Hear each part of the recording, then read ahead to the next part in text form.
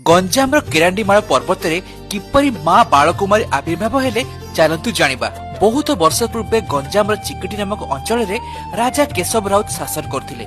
से प्रतिदिन ताकर अंचल ग्राम देवी को पूजा करने को बुदागिरी पर्वत को जाइथांती। दिने नीतिदिन परी पूजा पाई से गला बेले रास्ता एक 10-12 वर्षर झीटी तांको देखि हसुथिबार से देखिले। से ताहाको एते ध्यान न देई बुदागिरी पर्वत रे ग्राम देवी को पूजा करथिले। ता परदिन अत्यधिक वर्षा हेबारु से बुदागिरी पहाड़ को जाई पारि नथिले। सेही दिन रातिरे ग्राम देवी ताकर स्वप्न आसी कहले, राजन मु तुम अंचलर देवी।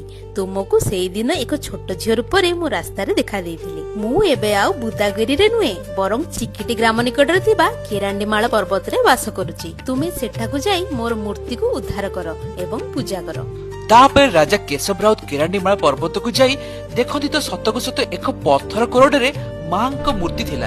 राजा सेही पहाड़ रे मां को विग्रह को प्रतिष्ठा करी मां को मंदिर निर्माण करथिले। एवं जेहेतु मां राजा को बालिका रूपे दर्शन देथिले तेणु से मां बालकुमारी रूपे से अंचल प्रसिद्ध हेले।